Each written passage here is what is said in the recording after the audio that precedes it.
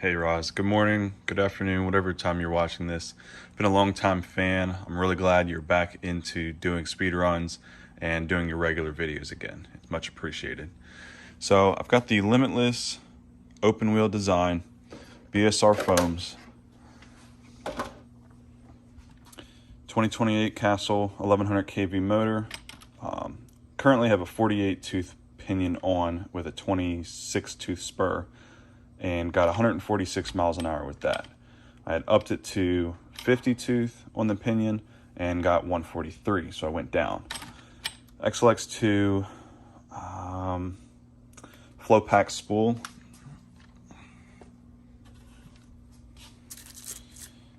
And that's pretty much it. Front and rear locks and ceramic bearings all around. It rolls really nicely. As far as friction,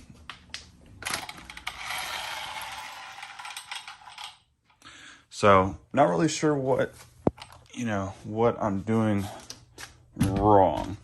When I get on the throttle, I try to go, very, very. This is the first thing that you're doing wrong. And Joshua, don't take it personally. I think you're an awesome dude. You seem like a genuine, awesome guy. Guys, you know what? Not for Joshua. This is for all of you. You have a guy that just did 146 miles an hour with an open wheel limitless with an RC car. At the same time said, I'm not sure what I'm doing wrong. You're not doing anything wrong. This is amazing. This is an unbelievable accomplishment. You should be super, super proud of. You were able to take an RC car, and send it 146 miles an hour. This is a lot. I think one of the biggest downfalls of social media, YouTube, Facebook, is that you see other people do something and it makes you feel less of a driver, less of a man, less of you. It's amazing. Yes, some people out there do 150s, 160s, 170s, hell, 180s and 190s. It's great. But at the same time, you just did 146 miles an hour with an RC car. It's incredible.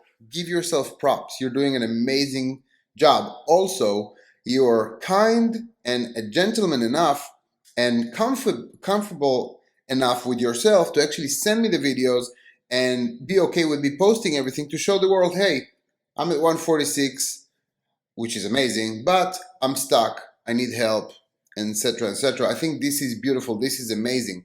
There is so much ego and hate nowadays on the Facebook groups of people that literally they're just bored, very childish. Facebook is not filtering who's entering. You have a lot of people that are just not good people. They're mean. They're very jealous. Jealousy is one of the biggest contributor for people to give you hate on Facebook. And I'm not saying it because it's just this video. I'm saying it because many videos are out there, or guys that approach me and say, hey, I suck and I'm not fast enough. And no, guys, you're freaking amazing. Like, what you're doing is awesome. Enjoy the hobby. More people call it a sport. This is not a sport. There is no governing agency, no trophies, no prizes, no rules. There's not even a book of rules. It's not a sport. It's a hobby, and an amazing hobby. So you're doing something amazing, brother. 146. Freaking great job, bro. But let's see if we can tweak things here and there and make you just a little bit faster. Give it a shot.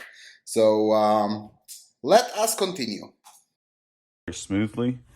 Let me show you which transmitter I'm using. All right, this is what I'm using for transmitter. RC6GS. All right, so I've pulled the logs from my most recent runs and really want to focus in on these last three. Let me unzoom and then get in here. These were my runs from yesterday. And I'm running a 50 tooth pinion, or at the time I was running a 50 tooth pinion and a 26 tooth spur. Anyways, here's the logs. Very little ripple, good amps, RPMs at 47,000, motor temp got to 176 Fahrenheit. Power out was 100%, Guys, make sure power out is at 100%. This is very important. A lot of you guys recalibrate your ESCs or don't even calibrate at all, and you never get to power out 100%, and you're wondering why your car is a little bit slower than it should be. So make sure every time you look at your log that power out is at 100%. So, do you think it's a case of being overgeared? I see some guys running, in the 150s, and I really feel like I've checked every single thing on the car. You saw Also, some guys here, doing 150, and you will too. There is something there that I can already tell that shouldn't be the way it is. Now, I am walking on a really fine line of just tell you what to do, but then you're kind of going to lose a sense of accomplishment with yourself. So it's unfair. I'm pretty much hurting you if I'm doing it. What I can do is give you a nudge in the right direction. I saw the logs. I already see the problem. I'm going to probably ask you soon to gear down just so we can get to our target together and you understand and actually build yourself to get there versus me just telling you, hey, do that, we're done. So let's continue. Okay, let's stop right here because I already see something I don't like. Even though it's on a 9-volt ceiling, still something that you should fix. Cut off voltage. What is cut off voltage in your Castle software or whatnot? Cut off voltage is pretty much telling your ESC to cut off power under a certain voltage. The problem with it, with speedruns, we pull so many amps that we get to those low levels of voltage. You want to disable cut off voltage simply because if not, it's just going to cut power. So you can set it to a really high or low ceiling, then it will not cut because it didn't reach the ceiling. But let me make it easier for you guys. Just cancel and disable auto lipo and cut off voltage versus auto lipo. Just do disabled, okay? Now when it comes to power, I can see that you have power set to high. It's unneeded. You can start with power low. I mean, if you did drag or whatnot and you had extreme scenarios, but start power low is good enough. Advanced, you don't need to touch that. Motor, timing is 10. Now let's talk about timing real quick. Timing is really based on what you're running and the conditions. It's a little bit more in detail and advanced. Just so you guys know, the 2028 1100 is a Y wind. Timing is up to 12 degrees. I see that you're running 10. Let's keep it at that right now. Once you need to squeeze just another mile or two and you're at the peak after you realized all your issues, then you can bump timing to like 12 degrees. But for now, timing 10 degrees, not bad. Motor temperature cut off high, that's fine, whatever. You already you already know that you need to do one run and stop, so you're already at 146, which is incredible.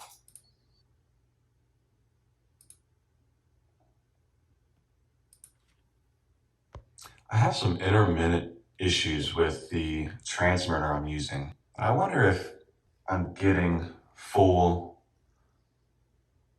forward. Great question. We just actually covered that. If you don't know and if you're wondering that you're getting full forward, if you see power out at 100%, the answer is yes.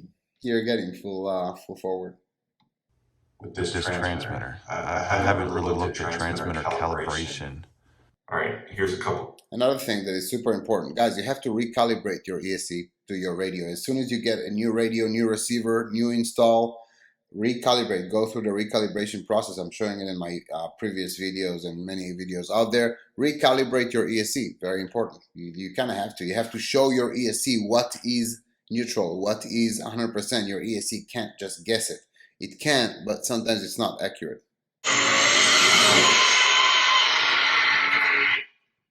Very, very short. You're not allowing your car to breathe. You did it again. You did it again. We're going to talk about that. That's one of your biggest issues.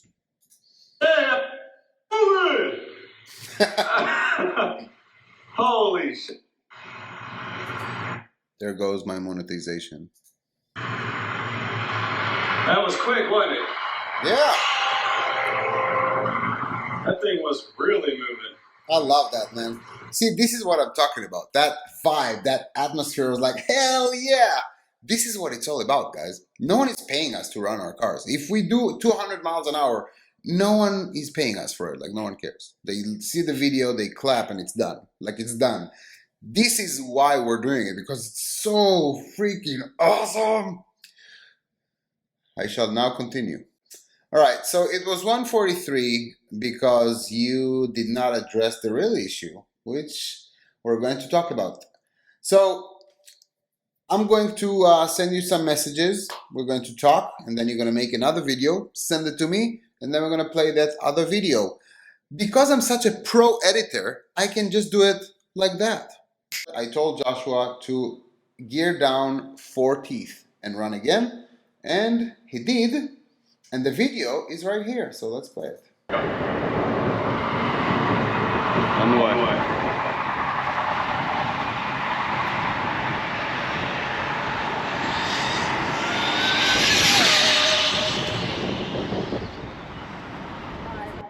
You did it again. Okay, soon enough we're going to talk about that because that's 3 times that I saw it. You're pretty much losing most of your run. We're going to discuss that in a second. Hey Raz, just got back from doing a couple speed runs. I've been working on this monstrosity. That's cool. Got that up to 99 miles an hour, pretty under geared. Damn. But anyways, for the Limitless, I wanted to What is that? take this off and go over the car real quick. I know you know what we're running. 47 tooth pinion, 29 tooth spur. We gear down. We got 140 miles an hour. Before that change, we had a 48 tooth pinion, 27 tooth spur, Yep. and got 146. So, might be onto something. A couple questions I have. One, these connectors, are they too long? Maybe with the voltage drop, I need to check how good the connections are. Not sure. But the other thing I want to show while I'm here is the bearings and the spool, how smooth the spool is. I'm going to take the front and rear drive shafts out, install the spool back in, give it a spin, and see if maybe there's some friction in the spool. Now, it doesn't feel like it, but spinning it here or rolling it on the ground is much different than going for 140 plus mile an hour. So let me get the batteries out, I'll take the brace off and get the drive shafts out. I'll put the spool back on and give that a quick spin. While you do that, buddy,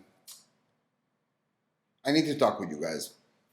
This is one of those common mistakes that speedrunners do. You are hating yourself and beating yourself for not being super fast. Also, you're chasing your own tail.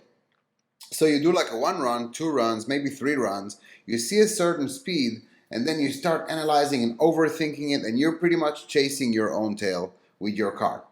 Now again, Joshua, nothing personal. I think you're awesome. I'm kind of roasting you with this video, but I want you to know that it's not roasting. Like, I really appreciate you, and you are that much of a man. You can't see my other hand. For allowing me to do so. You will be a very strong fast runner because you actually really care, you analyze, and you don't have that ego on Facebook. You're saying, hey, this is the problem, I don't know what the problem is, and I'm struggling, I'm stuck, help me out. I think it really is beautiful. I wish everyone were like that, because then everyone would probably do like 160s and 70s, but if not 80s and 90s, that I'm not. Here's a prime example. Why am I not doing 190 miles an hour? It's very simple. I am not good enough. I am not knowledgeable enough to do 190. I'm not. I will be. Hopefully, I'm analyzing it. I'm thinking about it. I'm struggling right now to understand exactly how to maintain voltage and whatnot, and what setup and configurations to use. And I will work hard to get there, but I'm still not there. Right now, I'm a 170 mile an hour driver, and that's it. And it's good enough. It's great. It's wonderful. Super passionate about it. So these are amazing things that we have to keep reminding ourselves. Another thing that I watched you do is you don't let yourself enough time to run. You don't let yourself enough time to get familiarized with your equipment and with the car. You did 1 run, 2 runs, 3 runs. You jump to conclusions. Now I'm saying you, but it's every runner, Joshua. Every runner, many runners, hundreds of them out there are doing the same over and over again on a daily basis. First, don't chase your own tails. Your spool looks great enough. Your bearings are good enough. Your wires can probably be shorter, but it's not where it's at. This is not where it's at. Like, your wires are fine. Your bearings are fine. Your spool is fine. There is something fundamental different that you still haven't thought about. Once you do, everything will be resolved in seconds, but still haven't thought about it. And I'm going to give you some hints here and there and get there. Okay, so now we're getting back to the logs. Joshua was showing the differentials are spinning freely and the spool is spinning freely, and was asking some questions about what oil or lubricant you're using for your bearings and whatnot. There are many out there. I'm not really going to get into it. It's just going to take a lot more time, and the video is already too long. Let's talk about the logs and to actually try and target the actual issue. Okay, let's play this tape. Okay, 1100, 4-pole, 47 right. Pinion, 29 spur. Right. And zoom in. I had the one run. Awesome. 28 minimum volts. Ripple's good. That's 8% better. wattage is much lower than expected. Nice! You're starting to figure it out. 28 volts your batteries dropped to. This is an okay range. Prior to that, we saw 26. You need to ask yourself why they did. RPM 44. Now I think the max RPM for this motor is 45,000, right? Doesn't matter. How accurate is this Castle log? Kind of. Not sure. Kind Power of. out only got to 96.5%. All right. Remember what I told you guys about recalibrating your ESC? If you recalibrate your ESC, first of all, you have to, when you install it, of course. If you over squeeze the trigger, it shows the potentiometer a little bit more than it's supposed to show. So it's teaching the ESC that this is 100. So when you're not over squeezing, it only gets to like 96%, 95% or whatnot. This is exactly what you're seeing here, Joshua. You did not give your ESC a command to go 100%. You only told your ESC go 96.5 because when you recalibrate, you over squeezed it. You wanted to make sure it's full throttle, but then in your actual run in real life, you don't really over squeeze. You're so focused on driving the car that you're just lightly going full throttle. So that little nudge, that little 4-5%, you're not receiving. So this is exactly the reason. Recalibrate your ESC, and when you're going full throttle, just go lightly full throttle, don't over squeeze, because this will be the same amount of movement of microsecond asked by your remote in your run. Does that make sense? I hope. I'm used to seeing that be at 100, so I'm curious what you think there. Just told you. Of course, this was just one run, so the motor did get hot. All right. I should mention, when I zoom all the way out, power out does show at 100, so we may be okay there, but there's the rest of the numbers. That happens sometimes, guys. I thought it was already zoomed out. If you zoom into your logs, it will only show you what is in your zoom in. So if you zoom out, it will show you that top, and that top might have been the 100%. It still does. I can easily cut that in the edit, but I don't want to because this is crucial. Sometimes it does happen. I sometimes look at my logs and I'm not paying attention, and I'm zoomed in a little bit too much, and I'm not seeing exactly what happened at the top. Once you're in that log, you're going to see it, but zoom out to make sure that all your values are within the frame of what the run that you're trying to analyze, that is. I've seen some people have just one of these connectors, maybe a little closer to the ESC, but then they make their own series connector, or they'll link to the batteries together with just one wire and two bullets on it. I sometimes do that just to save on wiring. The less wiring, the less resistance. The less resistance, the less amperage required. The less amperage required, the more voltage given. That's pretty much the rule. The more voltage giving based on the rules of constant velocity, or kV, the more RPM. Maybe there's something up with this. No, there isn't. I'm happy to pop these off and let you take a look at the soldering job if you think that's it. I don't. Okay, and then he sent some logs. All right, so I just wanted to show all three runs. This was the 50 tooth, 26 tooth spur, QS8 connectors on the ESC side. 143 mile an hour, 434 current, amps of current, 11,000 watts. That's the one where we were showing the volts drop all the way down to 26. So then we changed it to 49 pinion, 29 spur, got 140. Amps are much lower though, 345. Of course. 9,000 watts. And then again today, I put bullet connectors on the ESC instead of the QS8 to see if it was the solder job on the QS8 connectors, but again, 139, which is very close to the 140. And voltage did drop to 27, but ripple's still good. Amps 324, so a little less. 42,000 RPM. So, yeah, curious what you think. Well, I'm going to tell you what I think, buddy. First of all, thank you for being awesome. Literally, like, thank you for being awesome. Sending all those videos. Thank you for keeping the quality of the videos high. I think those are 4K quality. So thank you so much for that also. I think that looks great and actually helps the viewer enjoy the experience. Here's what I think. I think that you're chasing your own tail. I've done it many, many times and still sometimes do, by the way. And many, many drivers, many, many runners still do. I think that you're focusing on things that might make a difference once you're up there and you want like a mile or two more. Once you're like with the 160, 170, whatever, and you want like a mile or two more, maybe. Right now, you have a main concern. The first and most important concern that you're having, you're not running your car right. When I'm saying not running your car right, if you go back to your actual runs, you will see that most of the run is before it passes you. And then it passes you, you're not allowing it to breathe enough, and then you stop. And this is what I said when I said we're going to go back to it. I saw it 3 times already. Most of the run should be when it passes you. So you're accelerating to a crazy speed, you're passing yourself, and then you go a lot more further and let the car breathe, because the voltage, once we ask for so many amps, the voltage will drop. Eventually, with inertia, the voltage will climb back up. It sounds dumb. I have to do it.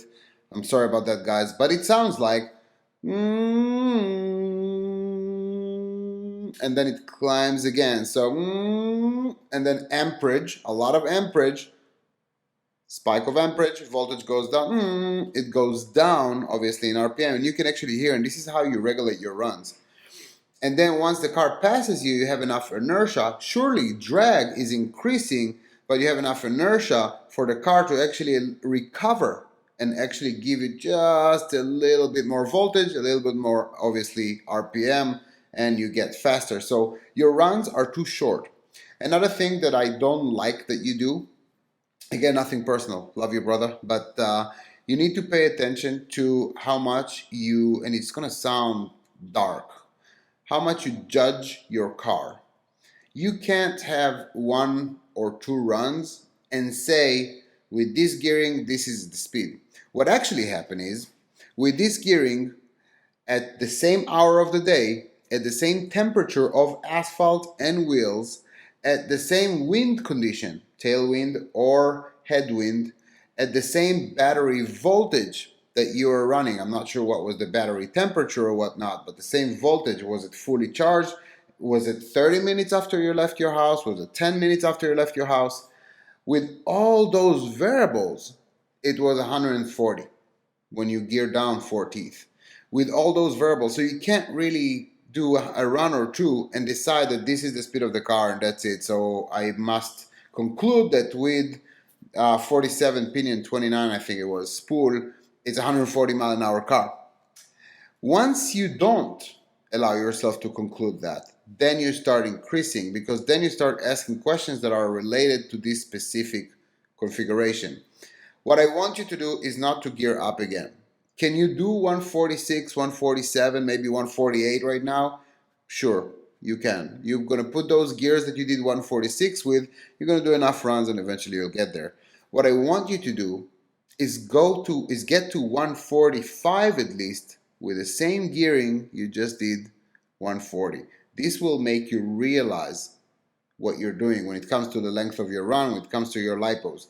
Another thing, and I'm not going to feed it to you with a spoon, but I'm going to give you a hint, just a little nudge in the right direction.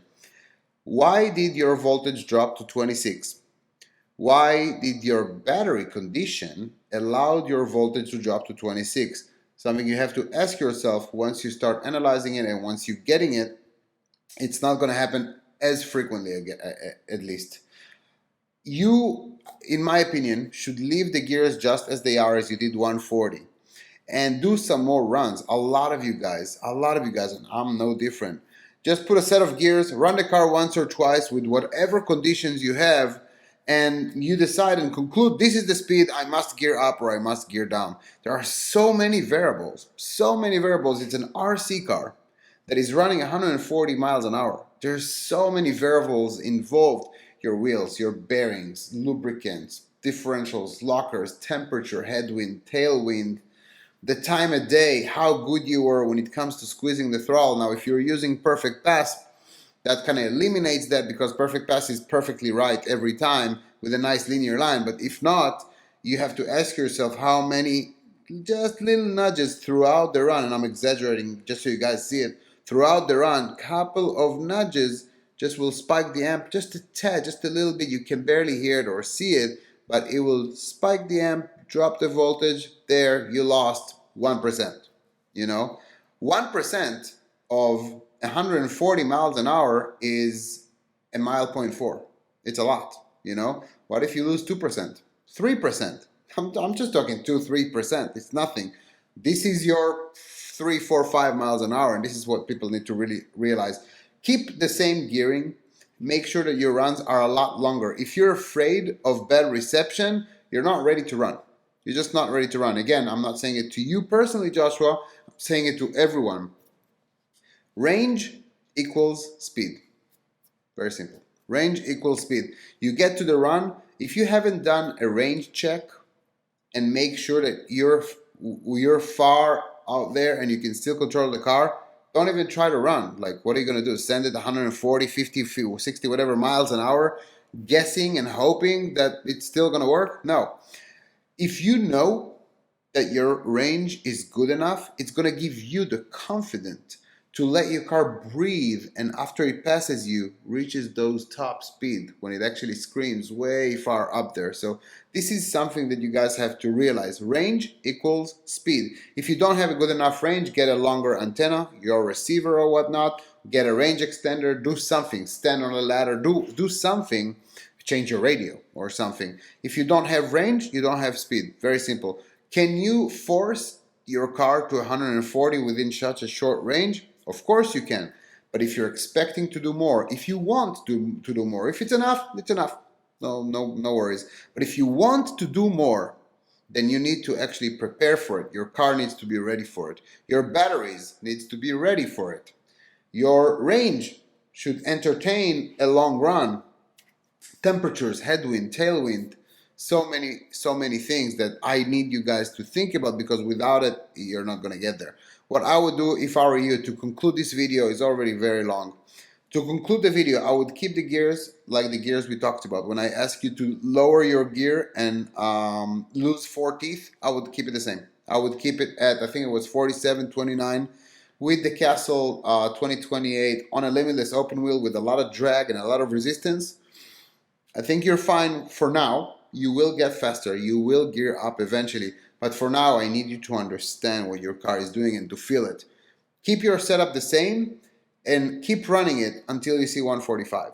This is what you need to do. Because if you run it 1 or 2 or 3 more times, you made sure that you didn't make sure that you have enough range and whatnot, you're gonna see about the same result. You're gonna fully charge your battery, go to the spot, you're gonna force your car, instead of letting it breathe, you're gonna force your car to 140 and whatnot, 141, sometimes you might see like a 142, and go back home and say, yeah, there's an issue, I'm not happy about it, something is wrong, blah, blah, blah.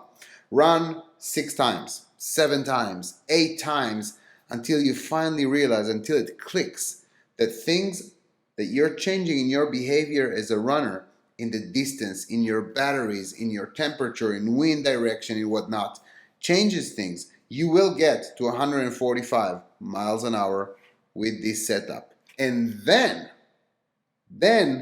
we start gearing up, and then we face other issues, but we're going to talk about it in the next video maybe.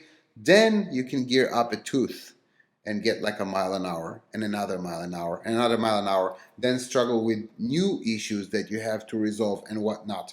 Right now, you are forcing yourself as an operator and a driver and your car to a certain speed. I can see it on your runs, I can see it on your battery voltage, and yeah, that's pretty much it. You guys seems awesome. You are a true gentleman. I'm really happy that you contacted me, and I'm hoping that I helped you or others that watch this video. You got it. It's there. Car looks beautiful. Thank you for reaching out. And once you get 145 at least with this exact same setup with fully charged batteries, then I will give you maybe yet another push and another piece of advice. I can tell you right now what to do to get to 150 in 2 seconds, and you will do 150 tomorrow morning. I'm going to destroy all the fun for you or the viewer. So let's actually build ourselves together to those speeds, and we'll take it from there. That's pretty much it. Joshua Esposito, thank you so much. Guys, thank you so much for joining us.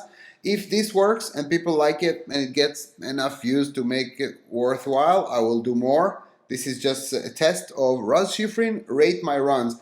One thing I can promise you, the next ones are not going to be as long. It's 40 minutes. Damn, I'm sorry. I owe you guys 40 minutes. See ya.